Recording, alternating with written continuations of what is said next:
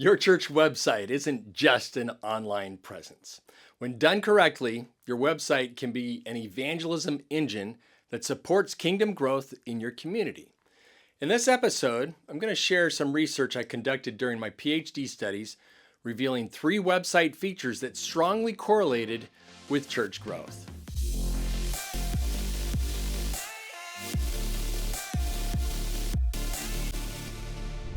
Hi, I'm Larry Witzel, and this is Ministry Insights from SermonView.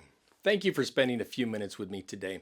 I do hope that you'll find this content educational, inspiring, and affirming to your ministry. If you like what you hear, please subscribe and share it with a ministry colleague. God has raised up your church to be a beacon of hope and healing in your community. Your church is not just for the people already in the pews. God created this church for those who are not yet a part of it. That means every part of your ministry, including your digital presence, should be intentionally designed to reach outsiders. And in today's world, your website is the foundation of that digital presence, one of the most strategic tools that you have for reaching people in your community. While working on my PhD, I wrote a paper studying the impact of various website features on church growth. I studied 116 websites of English-speaking Seventh-day Adventist churches in one conference here in the United States, comparing these website features with 5 years of accession data for each church, which included baptisms and professions of faith. What I found was eye-opening. There were 3 website features that strongly correlated with kingdom growth in a church. First, the fastest growing churches had a customized website. Many churches in the study were using the free default site provided by the North American division through Adventist Church Connect, with just basic info, no branding, minimal effort. But churches that had taken time to customize their websites saw higher growth. Why is that? Well, because a customized website reflects intentionality. It communicates that this church is active, engaged, and invested in reaching its community. The colors match the congregation's identity. The messaging speaks directly to the people in that town. The photos are real, not stock images. All of this says, we're expecting you.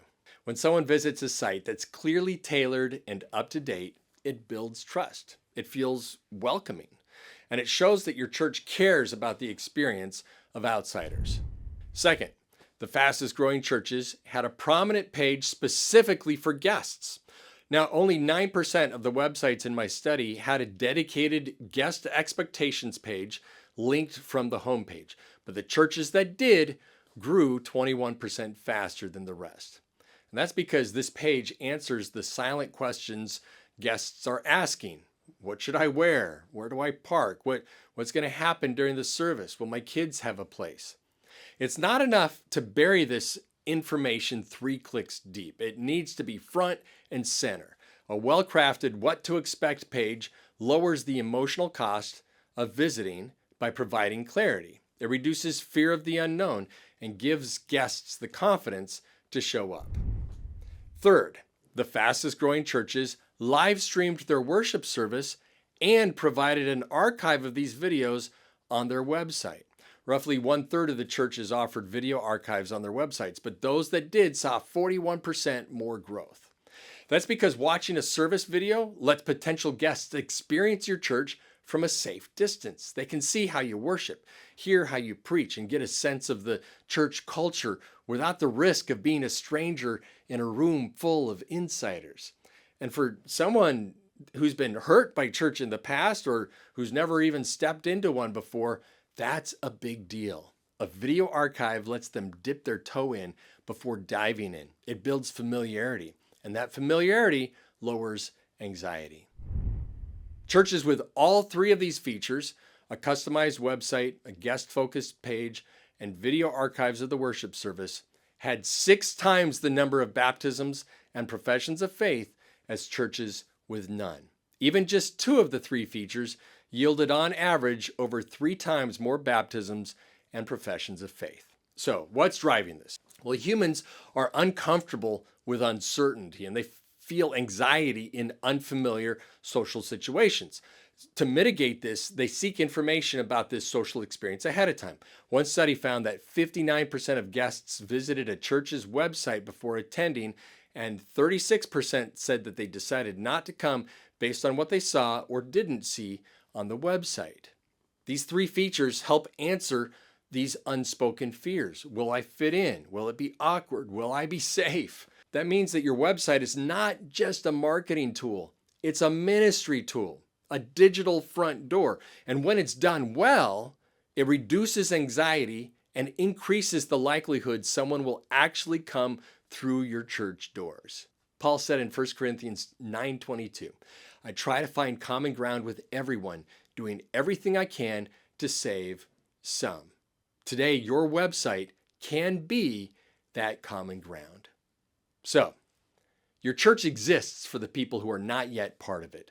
And your website is an incredibly important tool for reaching them. In my PhD research, I studied 116 church websites and found that 3 features strongly correlated with church growth. So put effort into creating a customized website tailored for your ministry environment. Offer a prominent page specifically for guests and provide an archive of your worship service videos for guests to see. Churches that did these 3 things had 6 times as many baptisms and professions of faith as those that didn't. Providing clear, reassuring information online increases the likelihood that someone will attend in person. Your website can be the bridge that helps someone take their first step toward Jesus. If this insight was helpful, would you take a moment to like, comment, or share it with another church leader? And be sure to subscribe so you don't miss future ministry insights that can help you reach your community more effectively. It's easy to get caught up in the mechanics of ministry, the cameras, the lighting, the live stream, the music transitions, the programming, but the heart of church is not the tech, it's not the music, it's not the programs. The heart of church is people. If you want to explore this dichotomy between the mechanics of ministry and the heart of caring for people, check out the last episode of Ministry Insights from SermonView. Pastor, I love seeing the passion you put into ministry, pouring yourself into your community. I know the days can be long and you can feel taken for granted sometimes. Well, I just want to say thank you. As you equip your members to build up the church, you're doing kingdom work that echoes beyond what you can see. God sees your perseverance, even when the results feel slow. So don't lose heart. He's doing something incredible through you. I love you guys. I'm cheering for you. We'll see you next time.